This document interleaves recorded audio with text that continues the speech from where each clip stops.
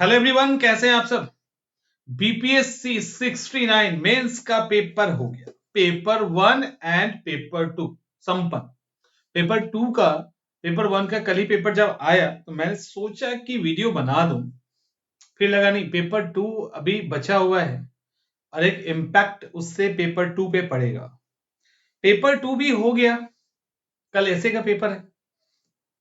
Paper 1 and paper 2 में बस आज की जो ये सेशन है, हम क्वेश्चन को देखेंगे और जो आगे आने वाले स्टूडेंट हैं उनके लिए इसके अंदर एक मैसेज देंगे कि आपको अब कैसे अप्रोच करना है। अभी चूंकि एसए का पेपर है, पहले एसए का पेपर आप लोग दे लीजिए, तब हम यहां पे देखेंगे कि क्या क्या गलतियां हुई है और कितनी अधिक गलतियां हुई है।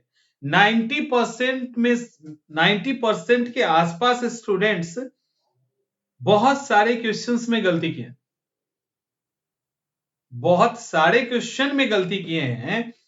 तो वो जो भी गलती हुई है उस पर अभी हम बात ही नहीं करेंगे, हम बात करेंगे अभी अप्रोच पे और आगे क्या करना है। देखो, पेपर 2 जब आया, आपने पेपर, अभी मैं आपको दिखाऊंगा क्वेश्चन पेपर, इस पैटर्न पे मैंने तैयारी शुरू करवा दी, टेस्ट लिया है। हमारे स्टूडेंट, हमारे क्लासेस से भी जो बच्चे मेंस नहीं दे रहे हैं वो भी टेस्ट दिए हैं, जो दे रहे हैं वो तो दे ही रहे हैं। आप में से सबको पता है कि इस पैटर्न पे हमने पूरा टेस्ट करवाया है। उस सेक्शन पे आपको देख के जाने के लिए कहा गया था, जैसे रिजर्वेशन और भी कई सारा। तो वो सारे क्वेश्चंस आए हैं।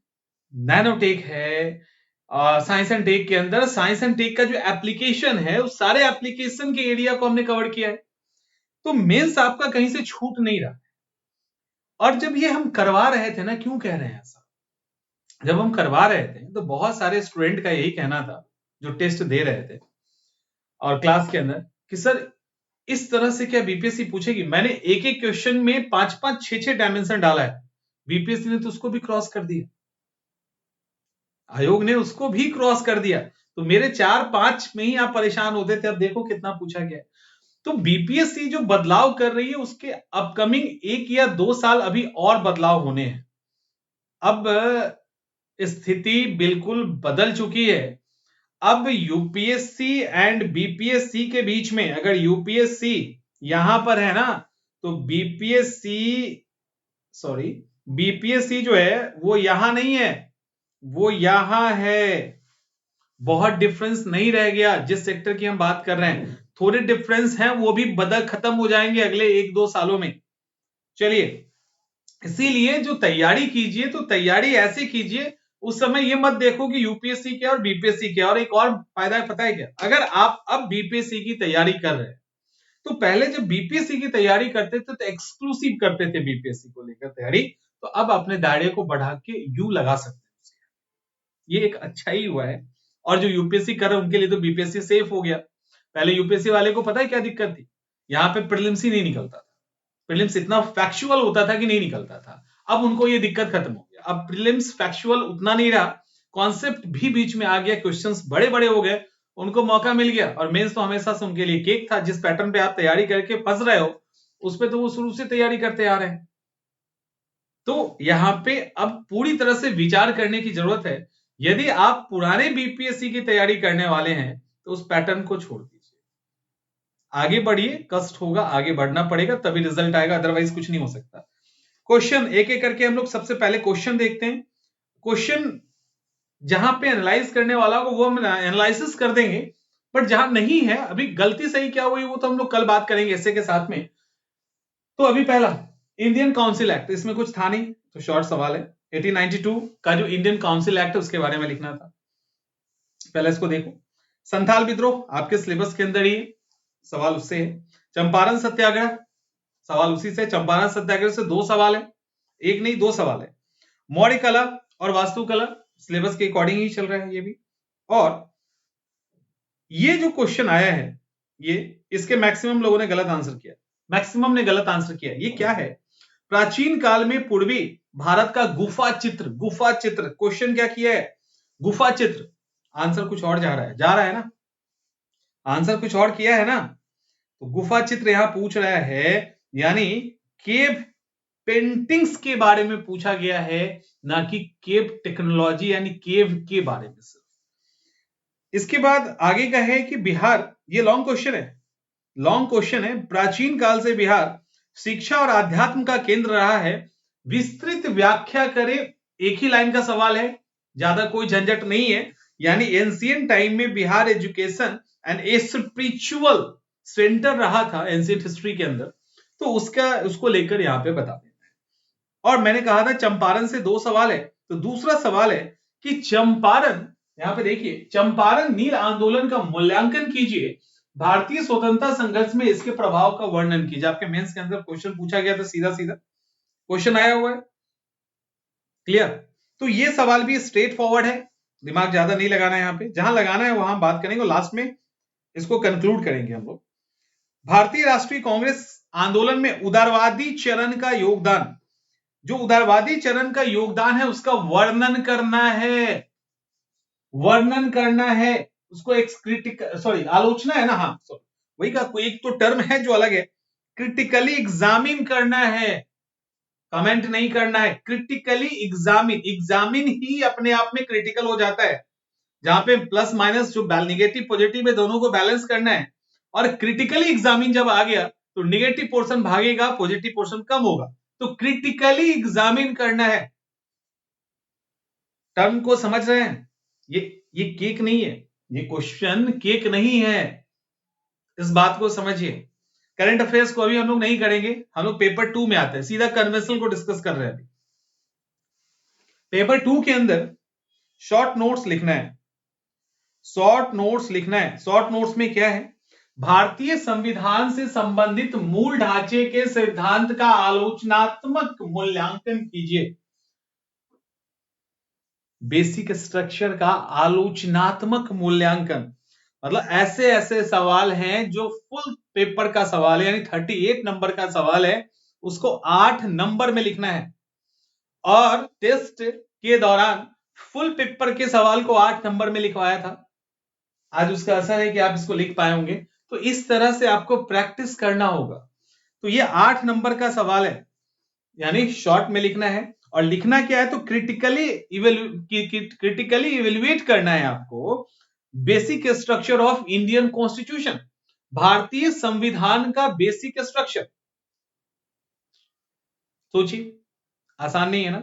चलिए आगे, ईडब्ल्यूएस का आरक्षण तर्क संगत है, आर्थिक रूप से जो पिछड़ा वर्ग का आरक्षण है क्या वो तर्क संगत है, इसको आपको जस्टिफाई करना है, इसको आपको प्रूफ करना है, इस पे कमेंट करना है। तो कमेंट में निगेटिव भी है, पॉजिटिव भी है। भारतीय संविधान में संविधान संशोधन, बहुत सारे स्टूडेंट फंस रहे हैं जो टेल वर्ड पे ध्यान नहीं दिए हैं, जबकि कई बार मैंने इस पे वीडियो बनाया है, उनका मामला फंस रहा है। संविधान संशोधन को तो एक्सप्लेन करके आ गए, क्वेश्चन का है आलोचनात्मक वर्णन करना है, नहीं हुआ है। कहोगे लिख तो दिए हैं, नंबर नहीं मिला आयोग के द्वारा, तो आलोचनात्मक वर्णन है यहां पे। दूसरा सवाल कि किस प्रकार भारतीय संविधान का प्रस्तावना संविधान के उद्देश्यों की कार्य योजना प्रस्तुत करती है। भारतीय संविधान की प्रस्तावना किस तरह से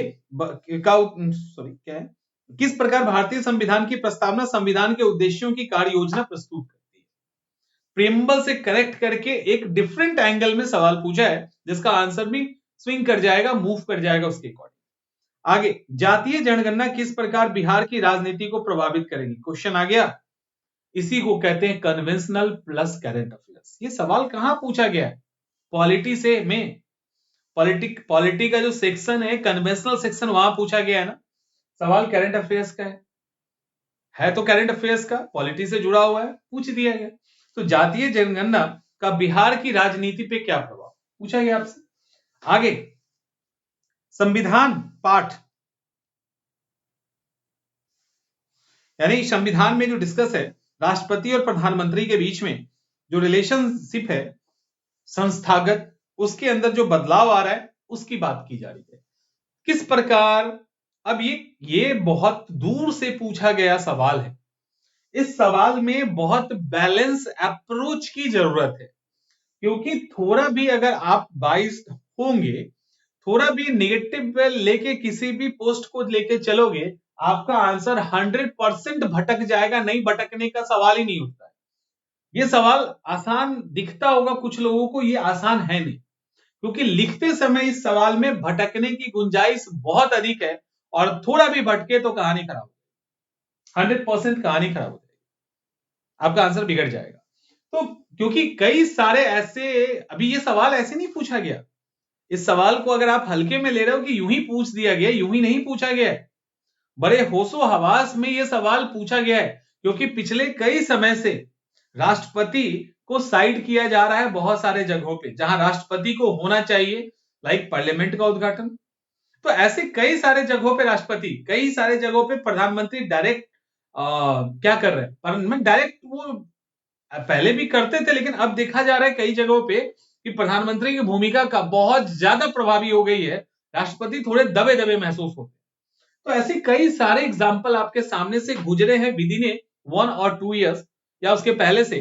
तो एक परसेप्शन अगर अपने अलग बना लिया तो आंसर आपका बिगड़ जाएगा, गलत डायरेक्शन में आंसर चला जाएगा।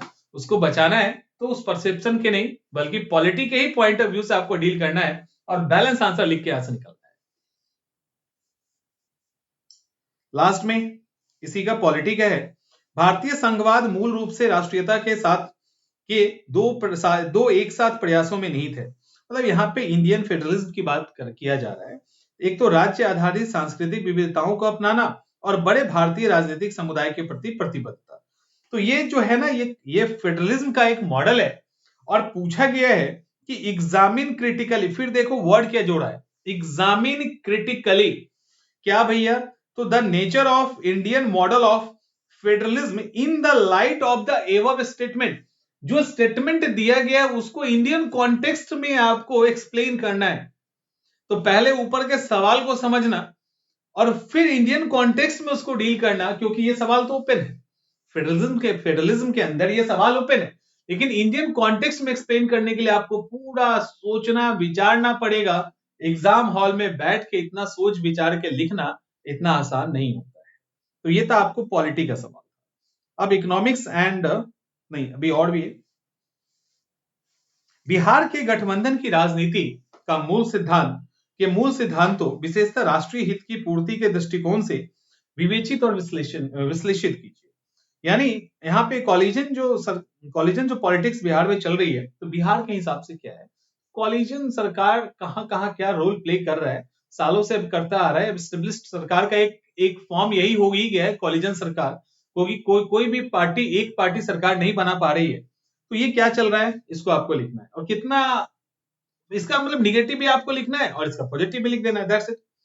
आगे, स्थानीय शासन, पंचायत से सवाल एक होना चाहिए था, है स्थानीय शासन और उसकी कार्य पद्धति को पंचायती राज और शहरी संस्थाओं के सशक्तिकरण के दृष्टिकोण से बिहार के धरातलीय स्तर के उदाहरण के साथ स्पष्ट और मूल्यांकित कीजिए। ये क्या क्वेश्चन, इलिस्ट्रेट कहा गया, यानी मूल्यांकन करना है, इवेल्युएट भी करना है और आपको क्लियर भी करना है कि जो स्थानीय सरकार है, पंचायत हो या नगरपालिका वाला सरकार हो, वो बिहार के धरातल स्तर पे सशक्तिकरण इन सब में किस तरह का रोल प्ले किया है। तो बेसिकली इसकी आज तक की भूमिका और उससे रिलेटेड जो कमियां हैं वो आपको एक्सप्लेन कर दे, यही क्वेश्चन कह रहे हैं। फिर शॉर्ट क्वेश्चंस की बात करते हैं। जब अब आते हैं किसमें, अब आते हैं ज्योग्राफी और इकोनॉमिक्स वाले सेक्शन। ज्योग्राफी और इकोनॉमिक्स के सेक्शन में इस बार ज्योग्राफी से सवाल दिख रहा है और सवाल अच्छा है, पहला सवाल। लेकिन ज्योग्राफी ने बहुत परेशान किया है, इतने कुछ एस्पेक्ट दे दिए हैं कि हालत खराब हो गया है। मॉनसून तंत्र की क्रियाविधि यानी मैकेनिज्म भी बताना है और कैरेक्टरिस्टिक भी बताना है, यानी विशेषता भी बताना है और क्रियाविधि भी बताना है। यानी मॉनसून कैसे आता है, कैसे काम कर रहा है, उस पर क्या इंपैक्ट पड़ता है, किसका किसका, वो भी बताना है और विशेषता। और ये सवाल रिपीट भी हो गया, ये सवाल इसमें दोबारा से रिपीट किया गया है, जैसे उसके पहले चंपारण वाला किया गया था ना, ये भी रिपीट है। देखिए कैसे, पहले दूसरा देखते हैं। ऊर्जा के स्रोत क्या है, अब देखो कितने पक्ष शॉर्ट, 8 नंबर के सवाल में कितने सवाल हैं। ऊर्जा का स्रोत क्या है, घरेलू मांग की पूर्ति के लिए क्या पर्याप्त है, भारत के लिए संभावित वैकल्पिक ऊर्जा स्रोत क्या है, समीक्षात्मक विवरण मतलब कैसे लिखोगे, वैसे ही नहीं करें कि पेपर रुला रहा है।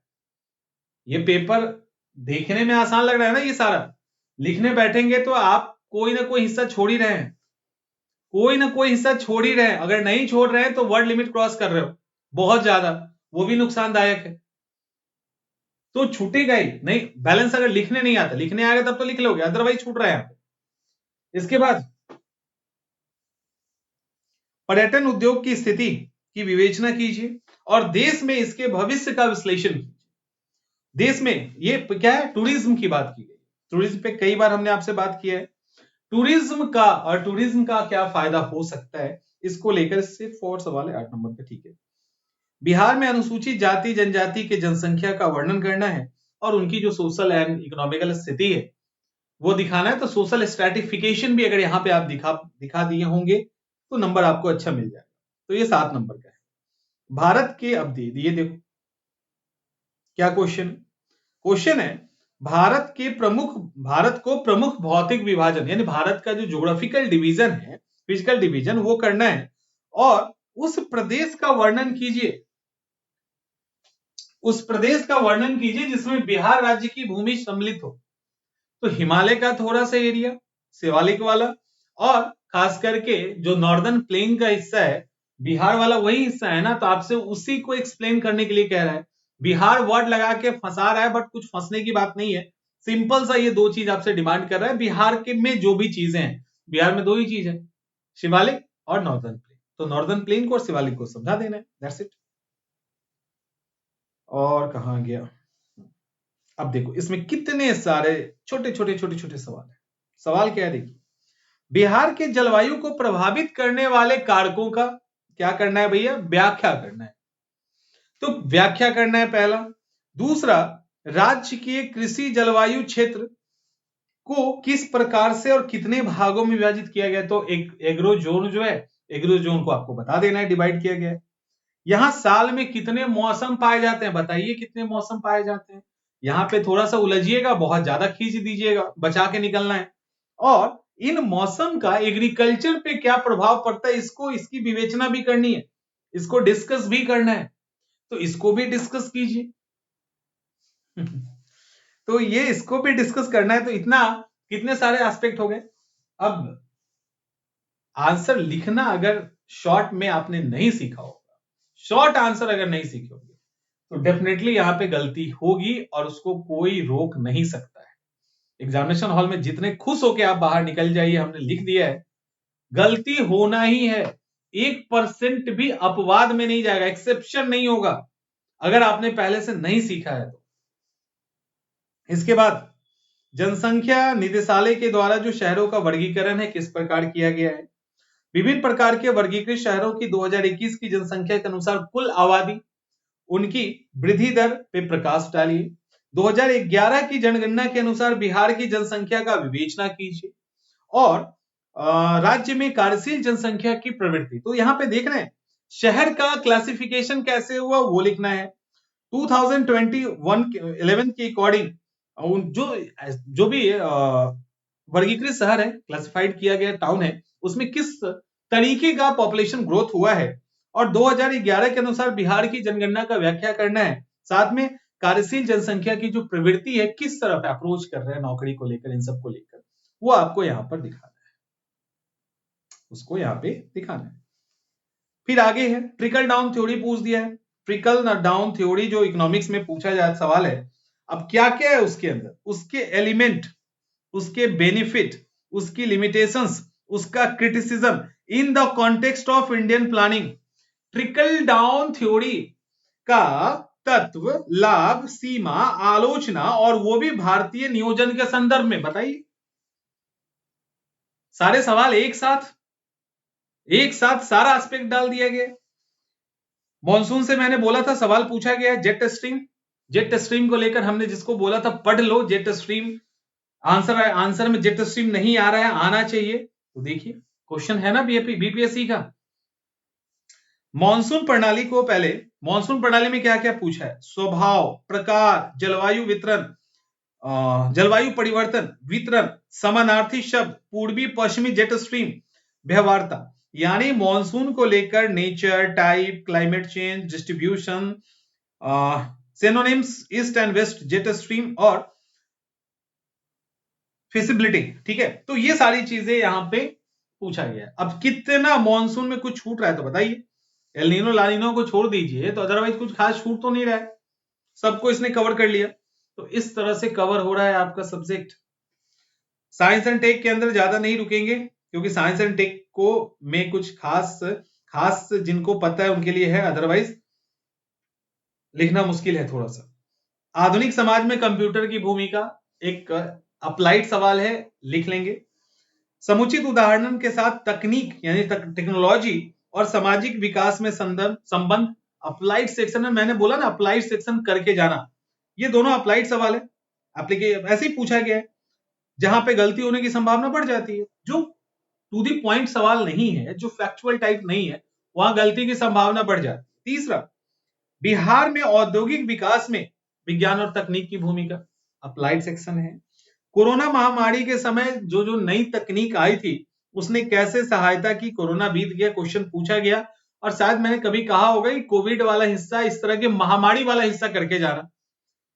सतत विकास में टेक्नोलॉजी की भूमिका, सारे के सारे अप्लाइड सेक्शन है। साइंस एंड टेक को जबरदस्त अप्लाइड किया है, तो अप्लाइड सेक्शन है और ये ऑलमोस्ट यूपीएससी के अंदर भी फॉलो होता है। अब देखो 36 वाले में, तकनीक के दुरुपयोग और इसका गलत प्रयोग पर्यावरण को प्रदूषण की तरफ लेके जाता है, जलवायु परिवर्तन का कारण बनता है। उचित उदाहरण की सहायता से विवेचना कीजिए कि किस प्रकार भारत के पर्यावरण के लिए तकनीक दुरुपयोग अभिशाप बन गया है। तो किस तरह से टेक्नोलॉजी के कारण सॉइल पॉल्यूशन हो रहा है या लैंड पॉल्यूशन हो रहा है, ग्राउंड वाटर पॉल्यूशन हो रहा है, एयर पॉल्यूशन हो रहा है, साउंड पॉल्यूशन हो रहा है, न्यूक्लियर पॉल्यूशन हो रहा है, वेस्ट जो ई वेस्टेज है उससे पॉल्यूशन हो रहा है। ऐसे तमाम तरह के पॉल्यूशन हो रहा है। किस तरह से गैस का यूज करने के कारण हमारा ओजोन लेयर खराब हो रहा है, क्लोरोफ्लोरोकार्बन के कारण किस तरह से ग्लोबल वार्मिंग इन सब जगह पे बढ़ रहा है, ये सब आप बता दो, कहानी खत्म है। तो ये पूछा गया है इसको। हम लोगों के जीवन में नैनोटेक, सवाल पूछिए नैनोटेक से। देखो, नैनो टेक्नोलॉजी से प्राप्त असीम संभावनाएं हैं। मानव स्वास्थ्य के संदर्भ में नैनो टेक्नोलॉजी के बढ़ते उपयोग। नैनोटेक को लेकर मुझे दो कहानी याद है। पहली कि जब टेस्ट में नैनो टेक्नोलॉजी करवा रहे थे और क्लास के दौरान नैनो टेक्नोलॉजी को जब मैंने बहुत डिटेल में करवाया, तब दो स्टूडेंट का मुझे याद है कहा कि सर तो बीपीएससी को छोड़ के सर हम यूपीएससी की तैयारी नहीं करें, इतना अगर पढ़ना ही हो तो।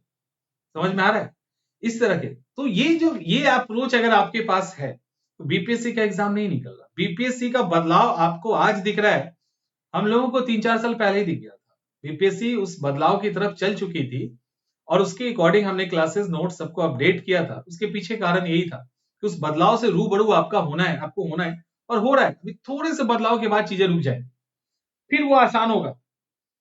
थोड़ा और बदलाव होगा उसके बाद फिर चीजें आसान हो जाएगी। अभी जो आप दे रहे हो इससे आसान पेपर हो जाएगा, लेकिन अभी उसके लिए 1 से 2 साल वेट करना, उसके बाद फिर इजी होगा। एक फेज आएगा बीपीएससी में जब वो चीजें आसान होंगी।